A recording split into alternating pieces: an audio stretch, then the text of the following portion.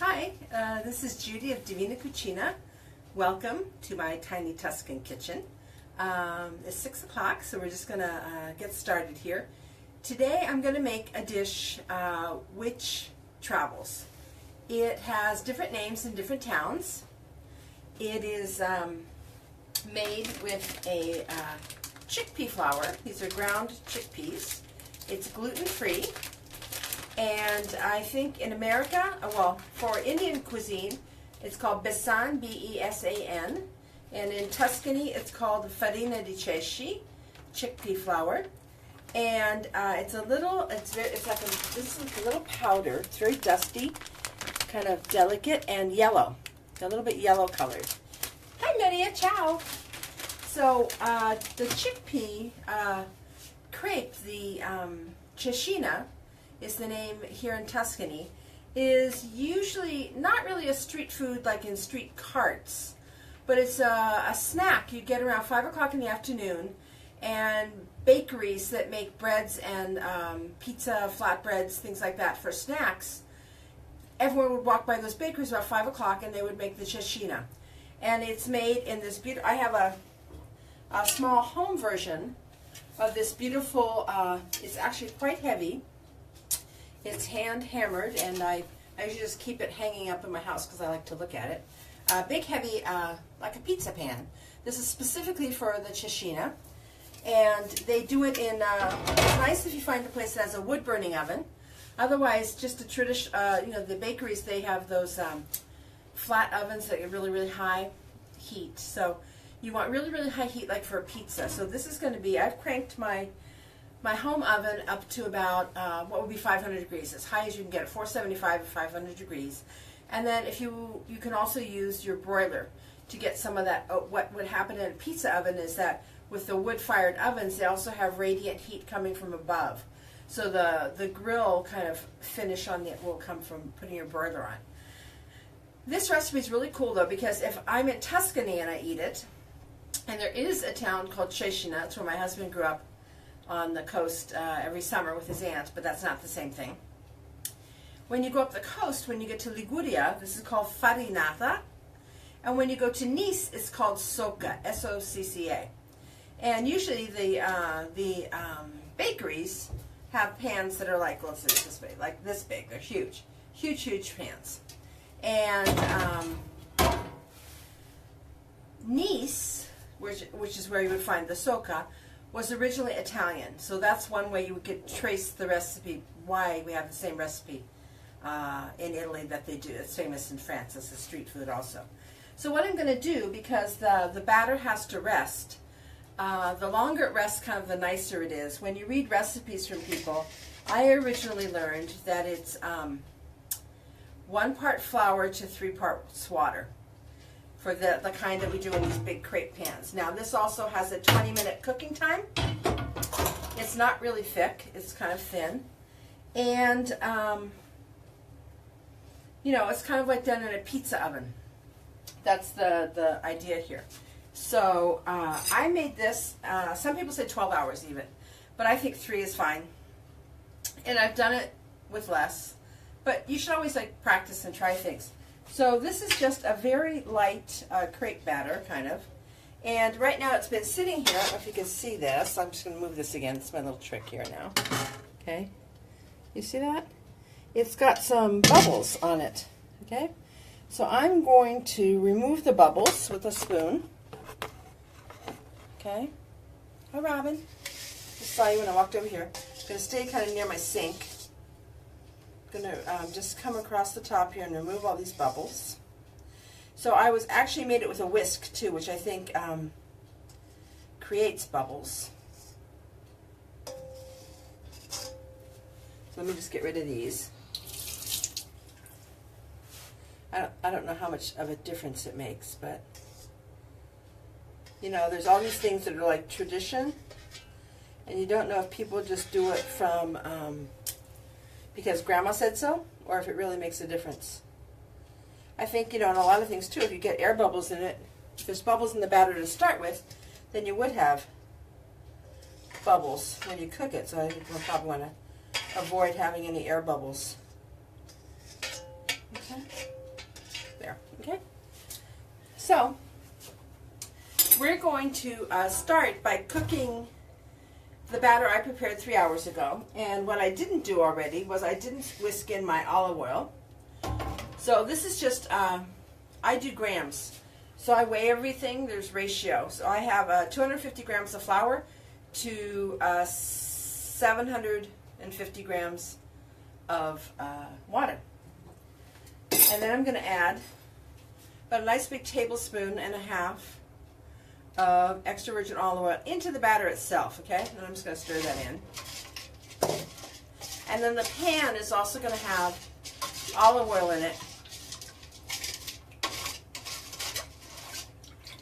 So you want to be, I'm just stirring to make sure too that there's nothing, that the flour is evenly mixed. Now when you go to put this in the oven, I have to be very careful so it doesn't fall out. You know, I'm going to put olive oil in the bottom of the pan here. No, I'm going to salt it at the end actually. You could put a little salt in the batter, but traditionally before you serve it, you salt and pepper it. And it actually tastes a little bit like an egg omelet. So if you also are in a diet where you can't eat eggs, I highly recommend making this and using it kind of like a crepe. So I'm just going to do a little olive oil here too. Little, Italian little. You kind of want it to be a nice drizzling of olive oil. And then I'm just going to pour my batter right in there. And this isn't meant to go up very high. I think this is too much in there. Let me just see. Maybe this is a double batter. You know, some people like them to be a little thicker. Some people like them to be a little thinner. It's only supposed to be a couple centimeters, so I actually think this is fine. So I'm just going to leave that in there. And here I go now, and we're going to put this in the oven, and this should take 20 minutes, okay? The outside gets kind of a little crispy and golden. The outside edges will pull away when it's done, but with it's going to be about like this high, okay? 2 or 3 centimeters. No, this pan I'm not going to preheat. I'm going to actually do a second recipe in a cast iron skillet with a different batter that I'll make right now, and that one I preheat, okay? So we're going to put this in the oven now. I've preheated my oven as high as it will get. Okay, ooh.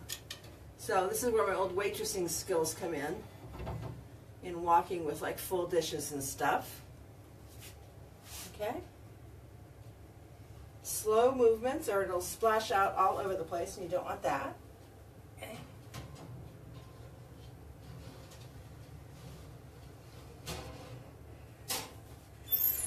Okay, there we go. Okay, so that's the first one. The second one, I'm going to do more, I was going to say like the Socca, but that's not really true. Most people are doing this for a Socca version. Let me just rinse out my bowl here a second.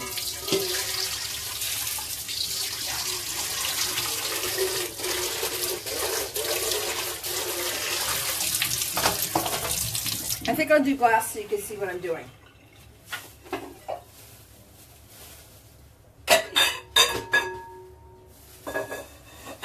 Okay, so this one is going to be a little thicker batter, and I'm going to preheat the skillet in the oven, okay? But this batter also needs to rest for at least a half an hour. So we'll chit-chat while everything's resting. So I put the lower one in at, what, 6:10, so I'll be ready at 6:30. And then we'll start this batter. Then that'll be half an hour. We'll say 6:35 will be fine. And 10 minutes before we put that into preheat, take it out, and they'll both be ready. Okay, so that'll be great. Let me just see what you guys are saying. Preheat the pan now. Hi, Andrea. My husband's watching me. Okay, so I do like to use a scale. I think it's very easy. And when you have these scales, you have a 0. Okay. If I want to do something that's called a tada, you can actually take, just to show you, like your measuring cup or a bowl that you're using. Like if I want to, I can put this bowl right here, and I hit my 0 button again, and it takes it down to 0. Gosh, I can't remember. We would just say zeroing it out when we're usually baking, okay? So, this one I'm going to do equal weights of the flour and the water, okay? And let me just measure it to show you. also for Americans, okay? So a cup of this, why didn't it just move? Oh my God, it didn't move. That was weird. We have to start over. Okay. 0 on, 0 off. Get another bowl. Just to be sure. Okay.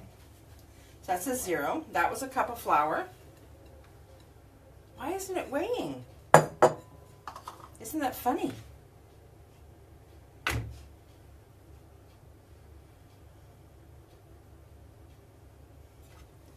Okay, let's do this. Turn it back off and on. 0 grams. Put this on there. Why is it still 0 grams?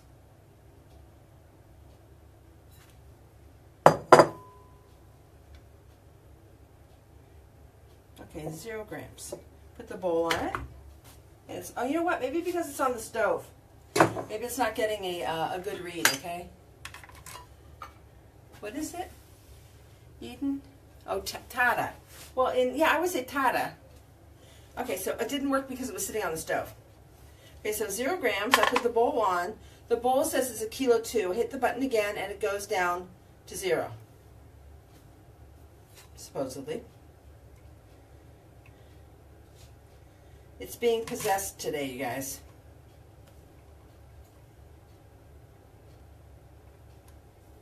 That's weird. Off. Okay, 0. The bowl. Hit 0 again.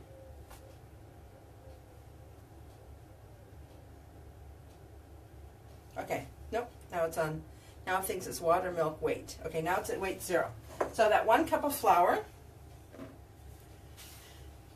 was 87 grams, okay? So we're going to do 250 grams, I think. Let's just make sure. That's 2 cups. So 2.5 cups. Yeah, 250 grams of the chickpea flour. Hey Chris, how are you? I'm making a gluten-free kind of crepe pizza thing. It's called the Cecina. So if I have 250 of the flour, for this skillet version, I'm going to do 250 of water. And you put the water in slowly.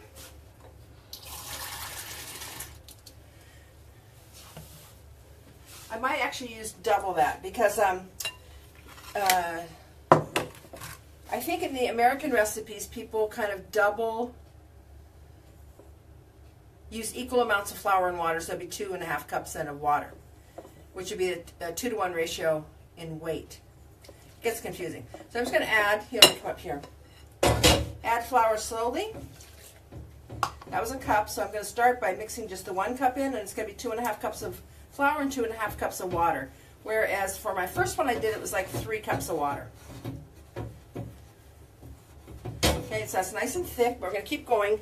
It's easier to whisk out the lumps when the batter is thicker, okay?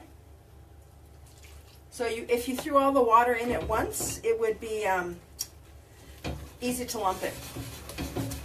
Okay, so you always do this with a whisk, which is easy to get the lumps out then. And what I'm going for here is kind of like a thick pancake powder. Okay. So on the Dining with the Diva page, I already put the recipe that's on my website that I've done before, where I've also done like a skillet pancakes, small little pancakes like a blini size as appetizers you can pick up with your fingers. And for those, I did it with truffle butter. There's a restaurant in Florence, a wine bar. I'm going to put this in as a shelf in my oven for my skillet to get hot. There's a restaurant downtown Florence called the Cantinetta di Verrazzano, and they did a beautiful, they have, again, when you first walk into the bakery, it's just like a block down from the Duomo, you walk into their bakery and there's cookies and cakes and sandwiches and breads and all sorts of things. And in the very back of the bakery, you'll see a wood-burning oven. And they make, we have a flatbread in Tuscany called schiacciata, which is like a focaccia. It's not as high. And it's brushed with olive oil on top and sprinkled with sea salt. and they cut them into 8 wedges and make sandwiches. So they'll have the specialty filled schiacciata there. And then they also bake off and do these, the Cecina. Okay, so I'm going to add more water. And this is a much thicker dough than the other one. Okay. This is really more like pancake batter. The other one was very, very light. Okay. And then we're going to add the olive oil also to this. And I thought, a couple tablespoons, and I thought also sometimes when you go to bake these, an addition would be rosemary, little rosemary twigs, or cumin seeds, or cumin itself, turmeric or something like that. Paper thin sliced red onions is really nice. So people can also do variations. Usually the pepper goes on at the end, and I'm going to salt it at the end. So I'm just going to put a few of these beautiful rosemary little twigs in here. Okay. And let me preheat this. Okay, so that went in at 15 after.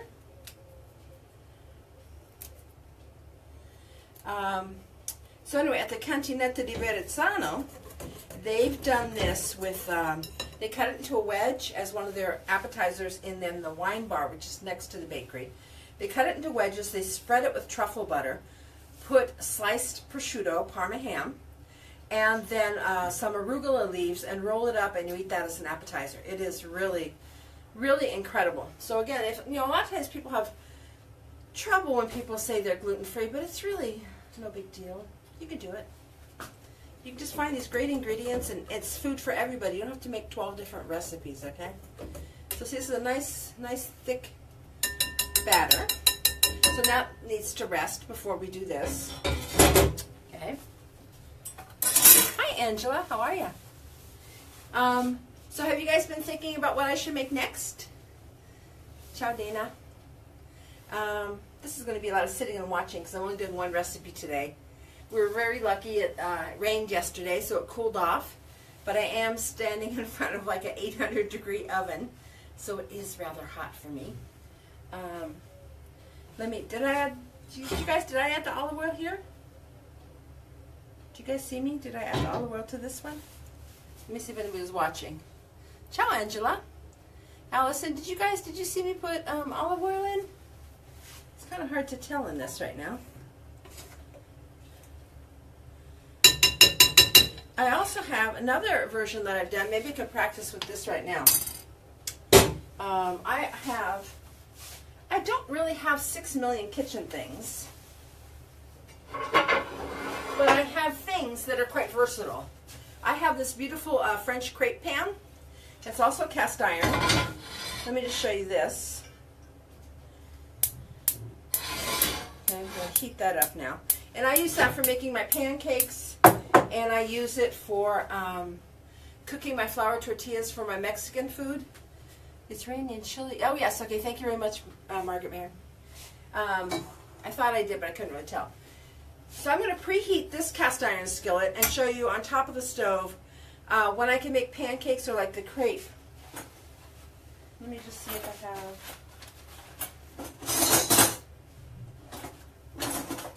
I'm going to get my ladle and try to be fancy-pantsy here.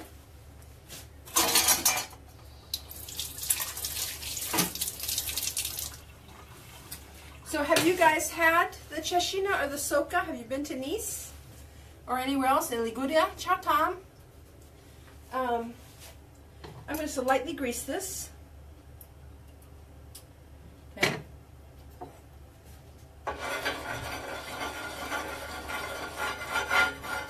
That was a bad noise, huh? Hi, Christine.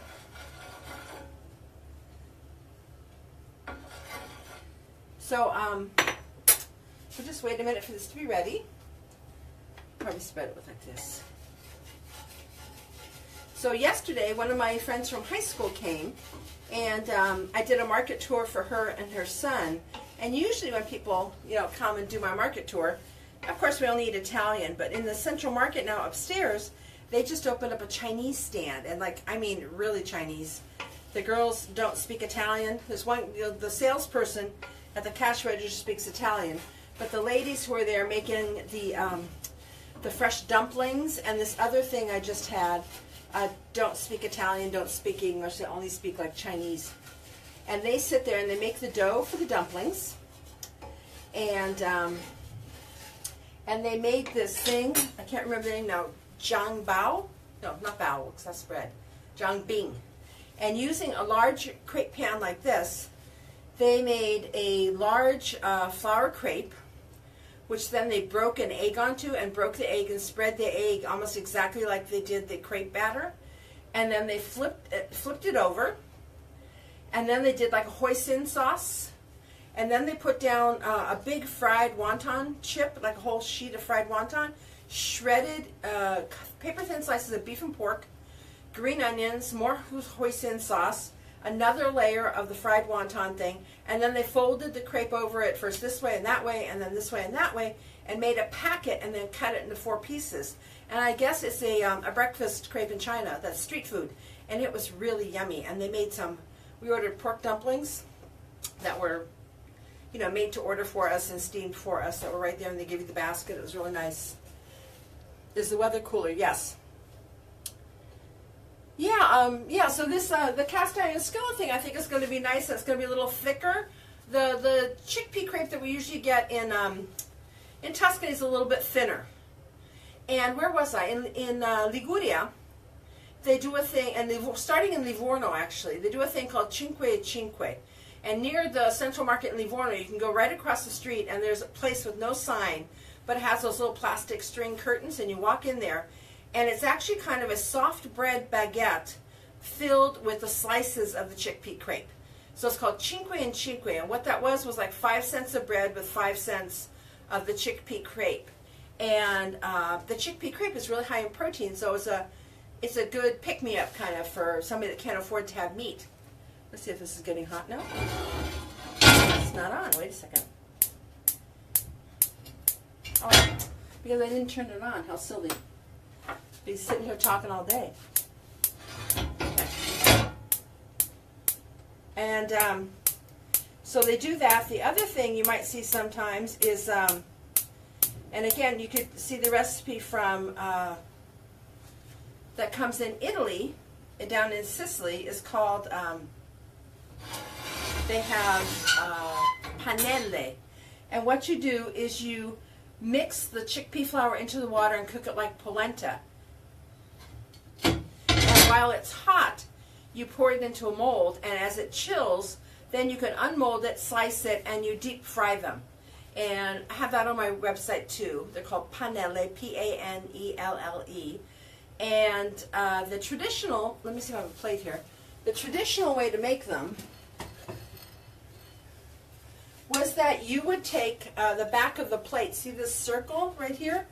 That would be the size, okay? So you would take this, let me just do an example here.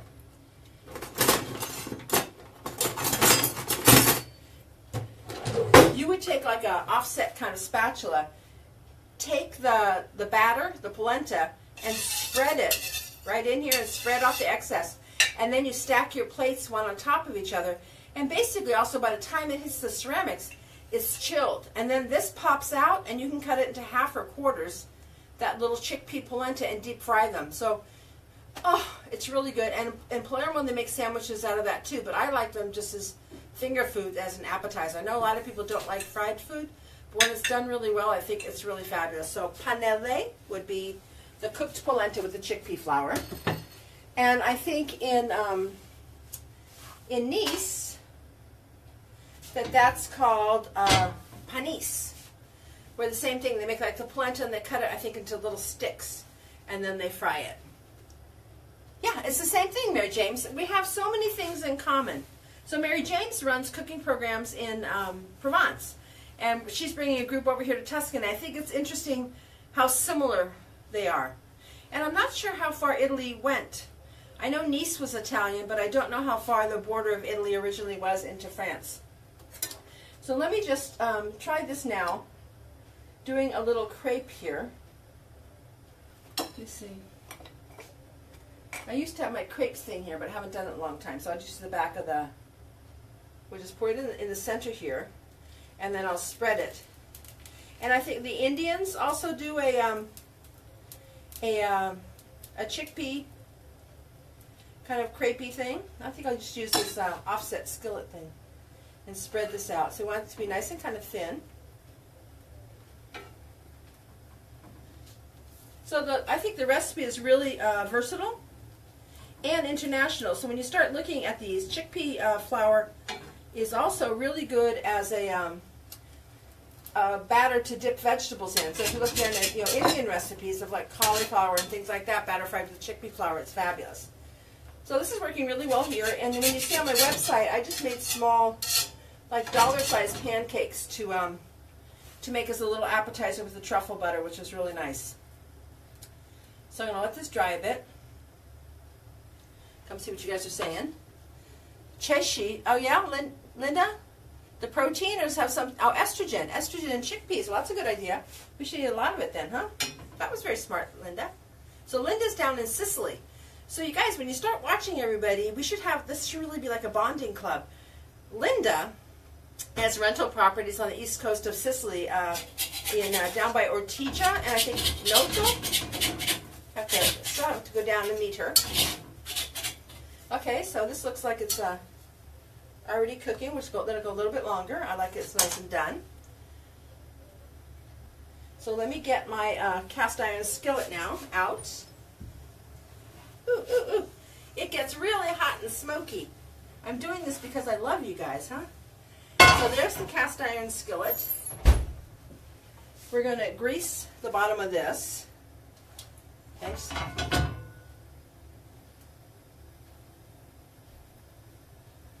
Okay, I'm going to get rid of the excess.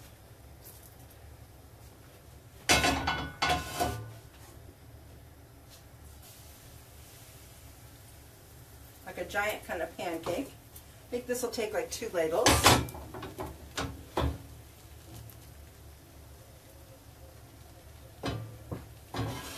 Okay, and this is going back under the broiler, and this should just take like 5 to 7 minutes. And I'm going to check my my other one is looking really good too. I have a pretty good hot oven. Extra estrogen. Says my husband for the mood swings. Yeah, Linda, if you want to, in the notes, leave your link for your apartments, okay? Everybody needs to have a best friend in Sicily. That's my thing in life. I always wanted to go and stay with friends. So, I don't know if you can already see how beautiful this is. It's just starting to pull away from the side of the pan. It's not quite as brown yet as I want. I'm just going to leave it in there a little bit longer.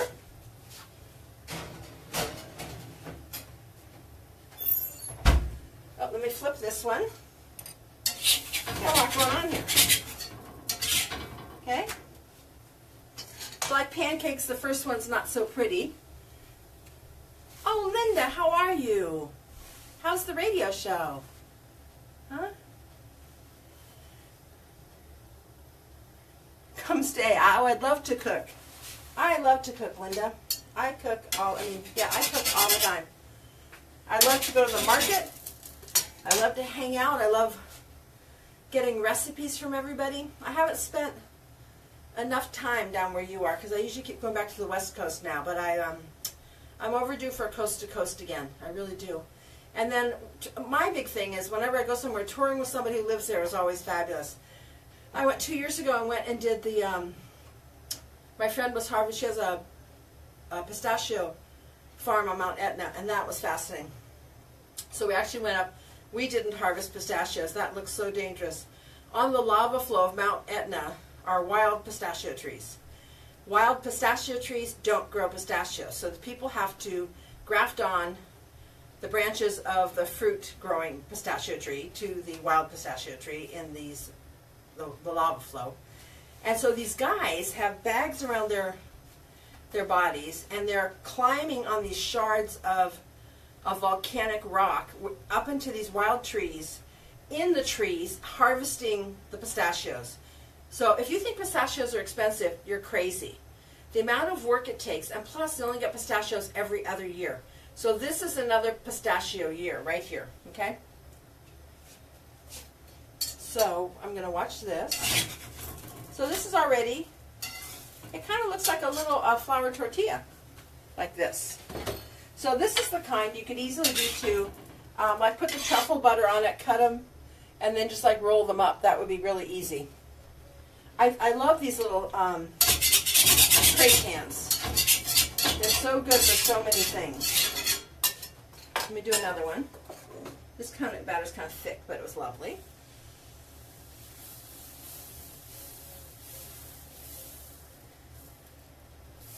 So if you get really good at this, they come out nice and thin too.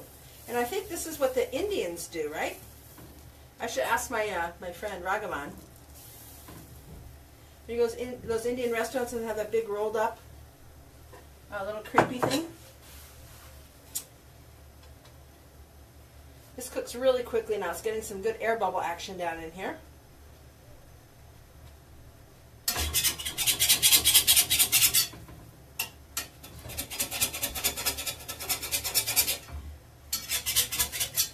So is it hot where everybody is? Has it calmed down a little bit? We had huge, I got stuck in the rain yesterday with my friends. We just ran in it. It was so refreshing. Hi, Eden. Yeah, the flavor is quite different too. And I think there's also then pistachios from Turkey. And they do taste different. But when you see how they're harvested and the quality is really excellent. I taste this little piece right here that just broke off. Oh my God. I like that this one got all brown. See, now that the skillet's really heating up. Yeah, so this looks like the one you get rolled up in the Indian restaurants. This is really good. Chickpeas are so good for you too. On my website, I have chickpea salad, where I serve it warm in winter, which is really nice. So it's the hot chickpeas, and then I use the boiled fado, which is spelt. And then I saute cherry tomatoes cut up in garlic, olive oil, chili pepper. Get them kind of where they get nice and soft, and then I throw the chickpea fado mixture in there. Toss it all together so it flavors everything. And then I add like jarred chopped truffles. That's really nice. You could add truffle oil if you get that, but it's a beautiful, beautiful recipe.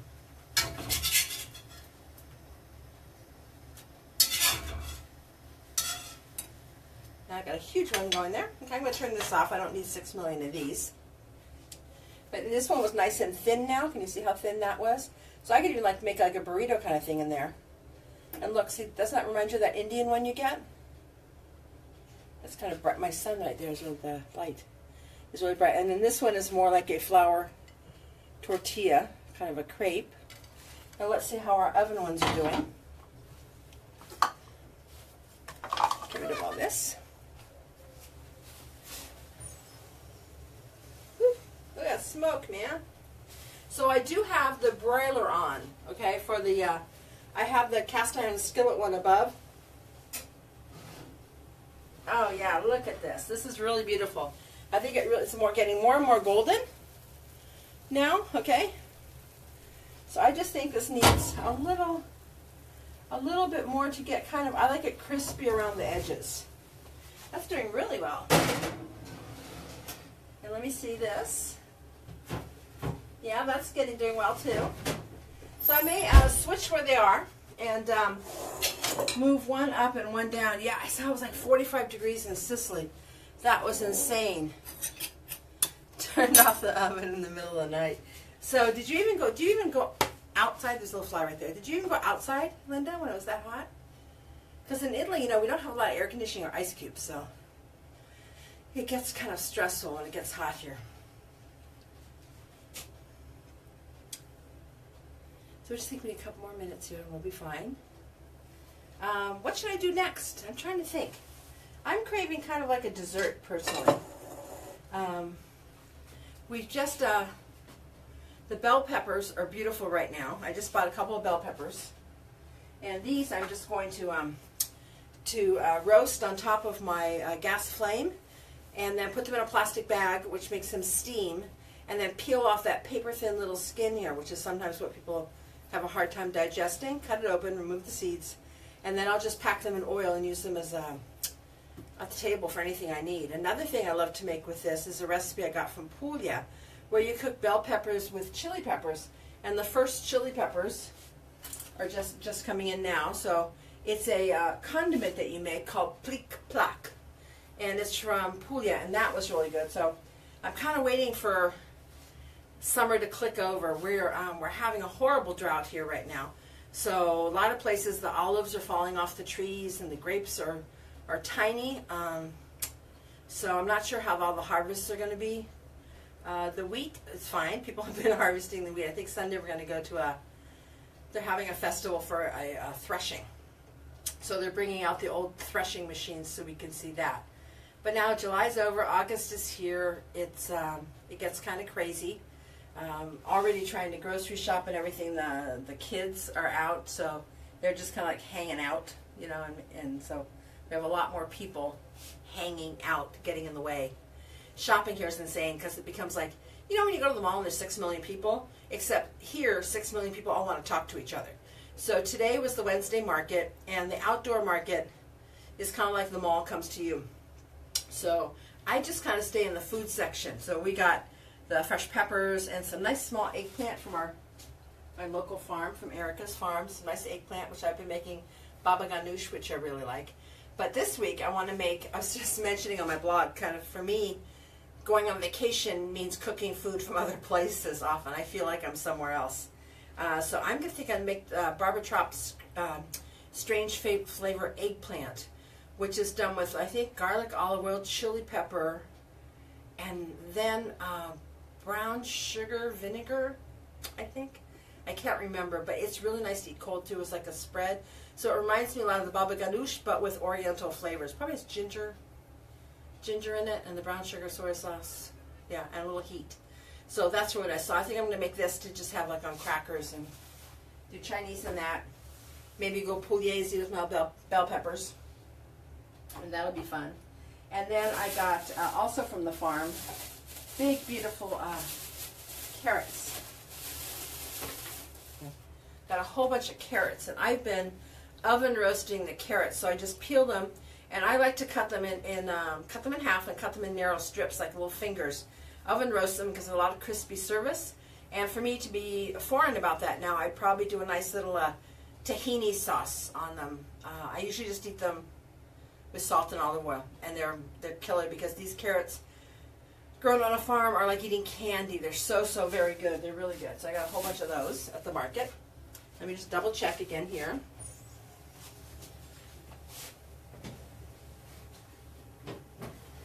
I'm going to switch positions now. This is almost done. It's just starting to pull away from the side of the pan. This has to move the whole shelf up here. Oh, this is getting to be perfect now, yeah. This just needs a finishing touch of browning under the broiler. And this one, we'll just put down below.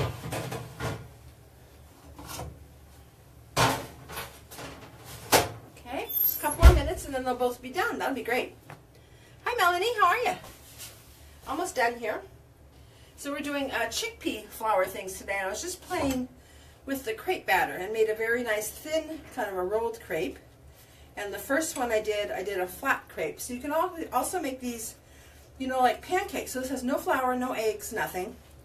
Just the different percentages of flour and water. So this thicker batter is just like 2 to 1. So it's like 2 cups of flour and 2 cups of water in American. And the light one that I have in my copper pan is 3 parts of water to flour and a longer resting period. And I think what that does too, it lets the amount of flour that you have absorb better into the water. So it's more blended and it absorbs it better. If you try to do it faster, then it was the 2 to 1. The 3 to 1 is going to be a more delicate, creamier, probably filling. Let me just check. It should be done right now. Oh, it's so pretty. I'm just going to turn it. It's just getting golden now. So my oven does pretty well at pretending it's a pizza oven. It gets really nice and hot. But sometimes, you know, the heat's in the different areas, so you have to find out where your hot spots are, and you might need to turn it around. Linda, where did I get my cast iron? America. I schlepped it here.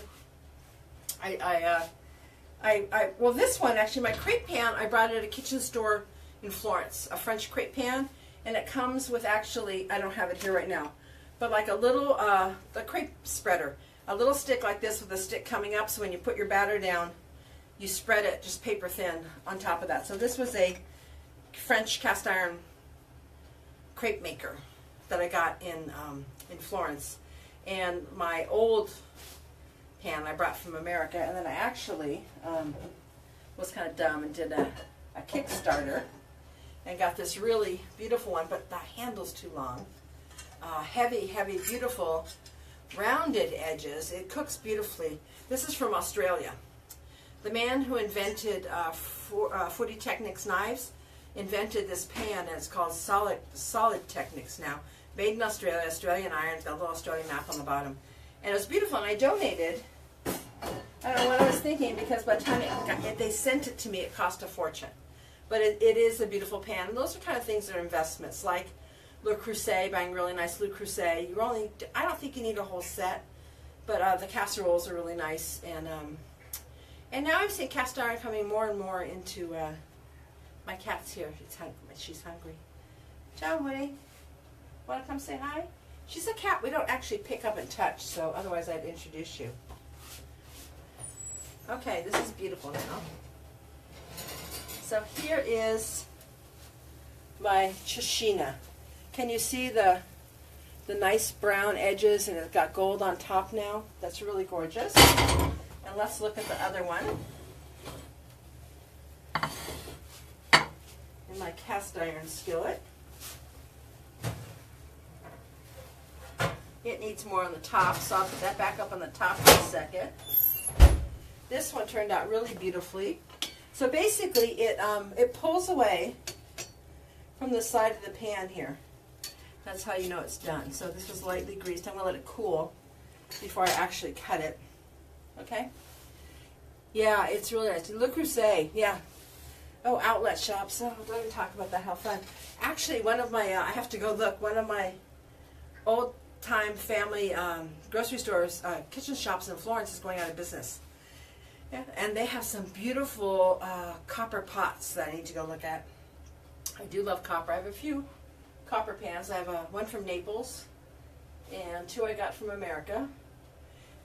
In the old days here, everybody cooked with aluminum. I'm actually looking at quite a bit of copper. This is like Italian mom pans. Are these like aluminum pans? And they're very thin and fast, and that's how I do like my stir fries and stuff too. They cook quickly because they have good, they conduct heat really well. Okay.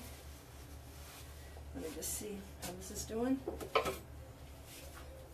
Yeah, Cecina, people just stand around waiting for it to come hot out of the ovens when you go to the baker's here. This needs to cool a little bit. And it's funny to me really how much it tastes like an omelet. So I think for a lot of people with a lot of food problems, it's a really, really good food product. Just don't tell anybody it's good for you, and they'll just love it. Okay, let me just see. This is taking a while. It's funny, the thicker one's actually taking kind of a long time to cook and isn't getting as golden. So we're just going to wait. Anybody else have any questions or ideas for what I should make next? I was thinking even like of a grandma kind of apple cake. We use those a lot for breakfast here. They're really nice. We don't really eat so much for dessert. What else am I craving? We haven't even, you know what, we haven't even eaten any pasta in the summer. It's just been too hot to like bring a huge old pot of water to boil. It's been funny. Mozzarella and tomato, prosciutto and melon, big rough salads with cucumber, tomato. My cat is just like right here. With cucumbers, tomatoes, raw red onions. We have these beautiful local red onions that are very sweet, that are really good in salads. My capers, I have to go do another batch of capers. Here's I have like this is my first batch that I've done. So these are nice little salt-dried capers. Yeah, polenta cakes are really nice. On the website too, I did a beautiful almond flour cake that was really nice with lemon that I really like. And I also have an apple cake that's hardly any flour. It's like cooked in a crepe batter, and I serve that with vanilla ice cream and balsamic vinegar. I should put a list together of my favorite recipes. Any skillet or stovetop cakes. Boo? Not really.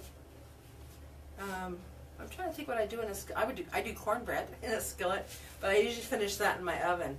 I do have this thing. I should bring it out and show you one day. I have a stovetop oven that's from Italy, and it's a big aluminum kind of pot with a lid, and you bake in it and cook in it and roast in it when you don't have an oven. The panelle, somebody just asked about the panelle, and the panelle or chickpea flour polenta, and it's on my website. If you go to my website, divinacucina.com, divinacucina.com, and there's a little search box on the right, and put in panelle, and then the recipe will come up. They're really nice. Yeah, wild fennel pollen. The plant is just coming into season. So we have wild fennel, and right now I'll take a picture of it and put it on the page. This is the wild fennel pollen. So instead of waiting for the seeds, we harvest the pollen. So they cut the plants and hang them upside down, and then shake off the pollen and filter out the little pieces of the plants and stuff. And it's hand gathered, so it's over 100 a kilo. Tatans in the skillet, yeah, but don't you finish them in the oven then, Mary James? I usually start things in the skillets and then I finish them in the oven. I do love that we do a tarte tatin or apples or something, apples, bananas, any of those fruits. Pineapple upside down cake. I mean, hello, is that the best skillet cake that there is? I'm gonna step on my cat, you guys. Oh. See, this one still isn't. It's just starting to pull away from the sides here, and just starting to get golden. Okay, I think it's just a couple more minutes because we want the color, because it has to be pretty. And you saw how pretty this one was. Let me just see if I can get my spatula, my knife.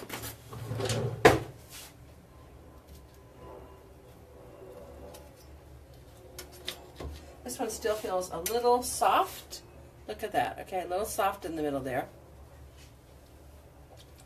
I'll put that back in.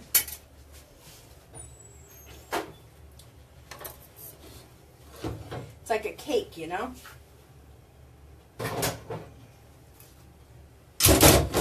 I've got my other pan in here. Get rid of that. It's like musical pans in my oven here. I'm going to put this down the bottom of my oven without the rack, and that kind of recreates a pizza oven effect. So every house has a beautiful oven. It's nice. A new oven still in the crate.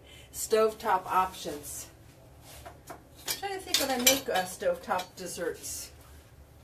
I do my roast pork and my roast beef. I could do that stovetop really easily. I brown them. I do a boneless rolled stuffed turkey breast. I do that on top.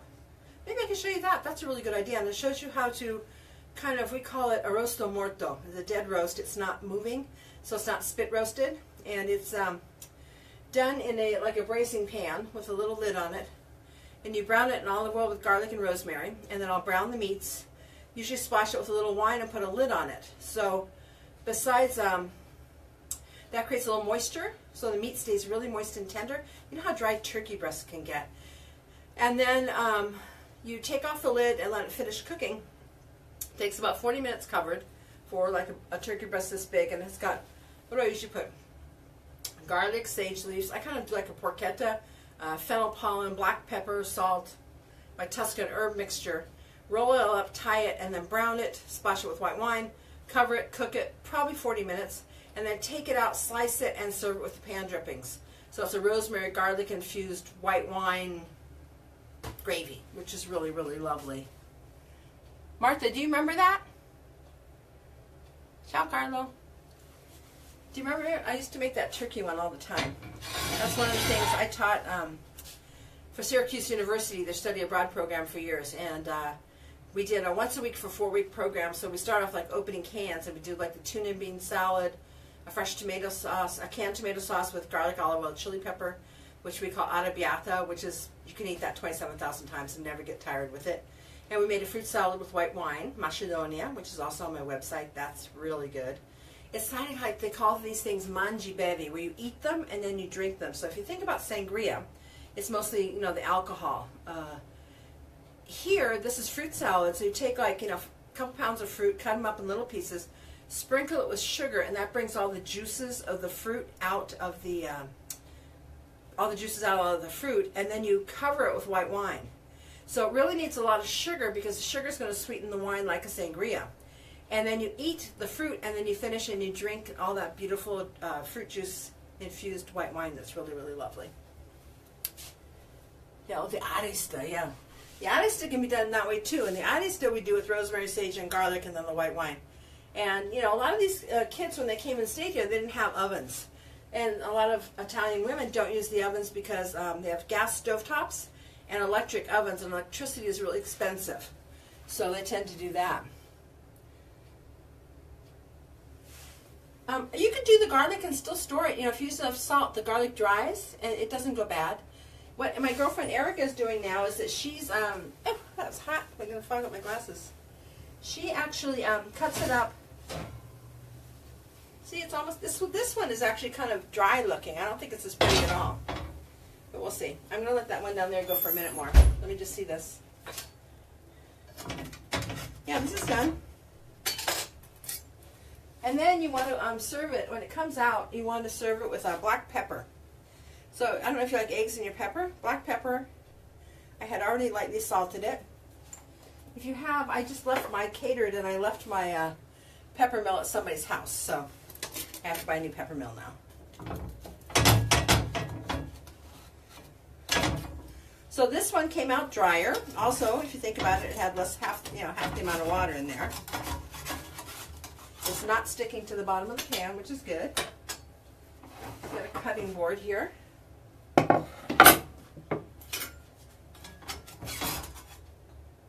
me see the other side. Nope. It really didn't get colored very much though. So just show you this. The pepper on this already smells so great. This is really a good snack. This is a dryer.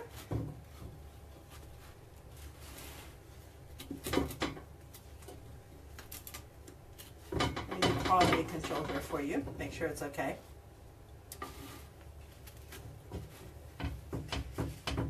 I'll allow you to do that. I don't know if you can see, but see it has like a little moist interior. Okay, let me just try this.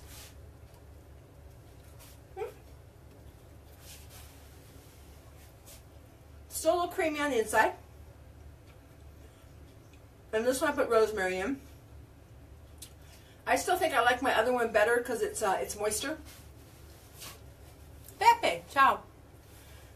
Hey, how are you watching on the air? You can use computers on the air? Hi, Kevin. Well, how come? I thought you're supposed to be in non-internet zone. Oh, so this is it with the rosemary. So now it's rosemary, black pepper. This is more like the Socca. Now let's see how my other one is. Oh my God, yeah, look at that. That got really golden now. Whoa, yeah, look at that. Let me show you. This is really hot. So this gets kind of, I'm going to turn this off now because that was way too hot, for my life. And look how beautiful this is. So this is the Wi-Fi enabled flight. So see how beautiful and golden? I'll take a picture. I'll do that. And then, but I'm going to show you how much more creamy this one is. Do they have, is European flights Wi-Fi enabled or just over the United States? Let me just slice through here.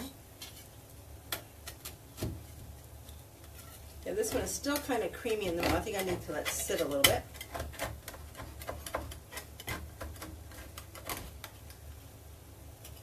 Yeah, it needs to sit. It's really, really hot and still creamy. I can see the, let me show you the inside kind of.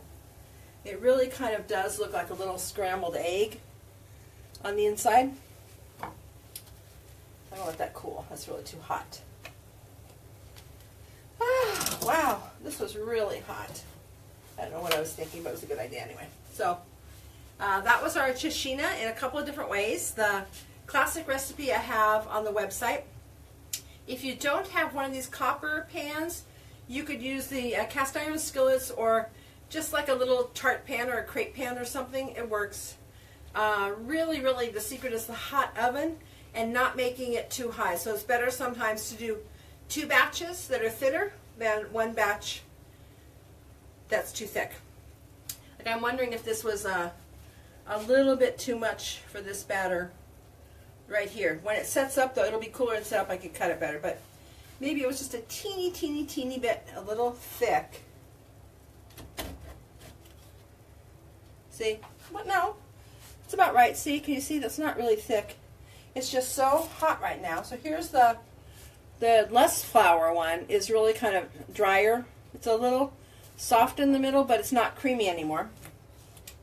And this one is still creamy. So somewhere in between, I think, is perfect. Oh, Xiaomi. Some satellite mode will let you connect. Okay. Well, I haven't figured any of that stuff out yet. I just watch movies when I'm on the airplane. This is probably going to burn my mouth a little bit, but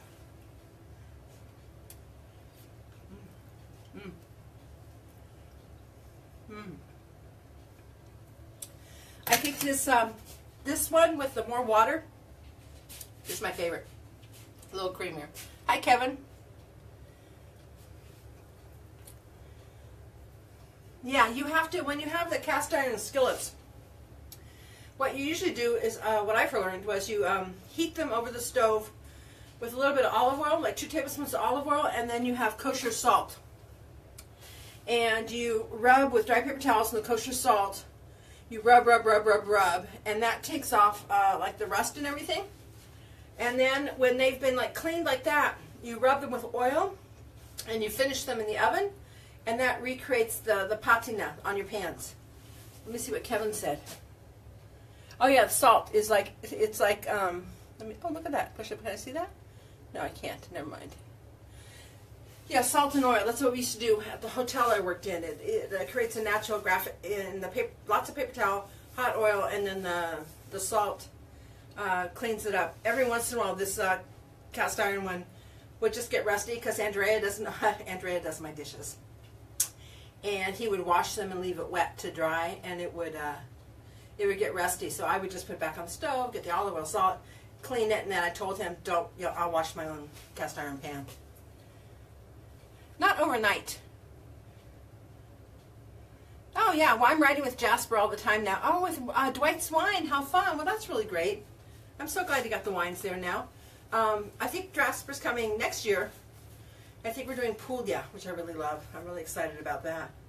I don't leave it overnight. I leave it on a low oven, not overnight. But if you Google, of course, you'll find all that stuff. But I think sometimes, you know, everybody has their own little trick. I'll have to go read later what Kevin said about his. So I hope you guys try this recipe. Let me know. Leave a note on the website. I'm going to download this and then put it on the YouTube. Have fun. Thanks for joining me. Have a nice summer. Ciao, ciao.